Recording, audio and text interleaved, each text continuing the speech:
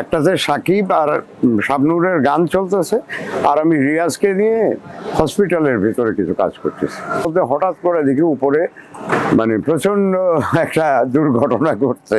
রিয়াজ একটা বড়শি নিয়ে ওই পারে যাচ্ছে, মানে ওর বাড়িতে একটা বিশাল একটা পুকুর আছে, পুকুরের ওই পারে গিয়ে সে মাছ ধরছে।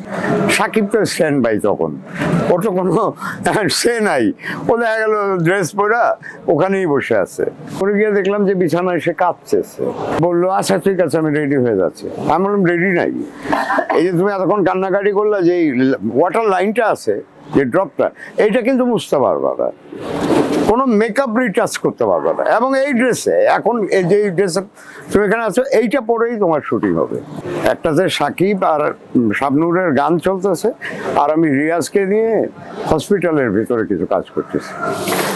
হঠাৎ আমার কাজটা খুব তাড়াতাড়ি শেষ হয়ে গেল। আমির হোসেন বাবুর কাজটা 1 ঘন্টা পরে শেষ হলো। তারপর আমি সব আর্টিস্ট ছিল, আমি এই কারণে সবাইকে নিয়ে একসাথে খাবো, দুপুরে লাঞ্চ করবো। তো আমরা অ্যারেঞ্জমেন্ট করতেছি, এর মধ্যে হঠাৎ করে দেখি উপরে মানে প্রচন্ড একটা দুর্ঘটনা ঘটছে। তো আমি তখন আমির হোসেন বাবু বললো যে, আমি বললাম না, এটা তো আর্টিস্ট টু আর্টিস্টের প্রবলেম থাকতেই পারে, অনেক সময় অনেক কন্ট্রাডিকশন হয়, অনেক আলোচনা একমত না হলে উত্তেজনার সৃষ্টি হয়।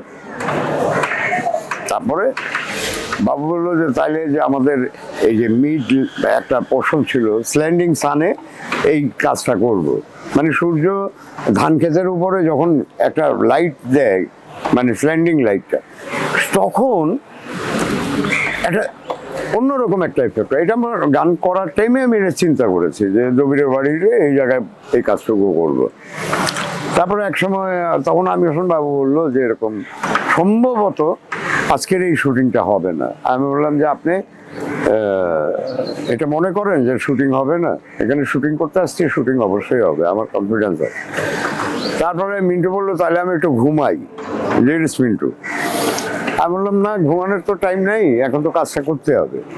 তারপরে আমি দেখলাম এক সময় আমাদের নায়ক রিয়াজ একটা বড়শি নিয়ে ওই পারে যাচ্ছে, মানে ওর বাড়িতে একটা বিশাল একটা পুকুর আছে, পুকুরের ওই পারে গিয়ে সে মাছ ধরছে।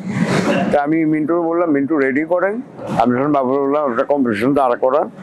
সাকিব তো স্ট্যান্ড বাই, তখন ওর তো কোনো সে নাই, ও দেখা গেল ড্রেস পরা ওখানেই বসে আছে। তারপরে এক সময় বাবু সাহেবরা বললাম আপনি একটা এসিস্ট্যান্টকে নিয়ে সাকিবকে নিয়ে একটা মনিটর করেন। তারপর আমি উপরে গেলাম, উপরে গিয়ে দেখলাম যে বিছানায় সে কাঁদছে। তা আমি যা পিঠের মধ্যে একটা মারলাম আর কি, এটা একটা আন্তরিক একটা ব্যাপার।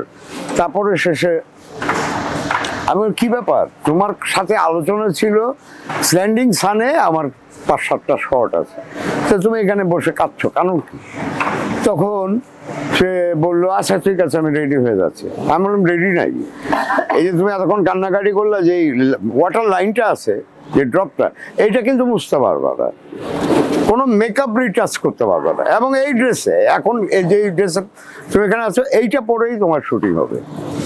না না না, আমি রেডি আমি রেডি হও, ঠিক আছে যাও, কিন্তু কোনো টাচ করবা না, যা আছে অ্যাজ ইট ইজ। তারপরে গিয়ে মনিটর দিল, মনিটর দেওয়ার পরে হঠাৎ করে বললো বাবু ভাই আমি একটু মানিক ভাইয়ের সাথে কথা বলবো। পুকুরের ঘাটলাই সে আমার নিয়ে বললো যে এরকম ঘটনা, মান্নার সাথে কাজ করতে চায় না কেউ, রাজি হয় না। আমি বললাম কে রাজি হয় না? তোমার মা, তোমার বোন ঝুমুর, তোমার নায়ক রিয়াজ, না না আরো অনেকে। তারপর আমি বললাম কে? অনেকে কে? আমির হোসেন বাবু মিন্টু ভাই আমাকে বললো মান্নার সাথে এখন তুমি কাজ করবা, রিয়াজের সাথে তোমার এরকম একটা ক্যারিয়ার তৈরি হচ্ছে। তো তখন আমি বললাম আচ্ছা আমিও তোমাকে বলে দিলাম, আজ থেকে এটা ভুলে যাও, মান্নার সাথে তোমাকে কাজ করতে হবে না।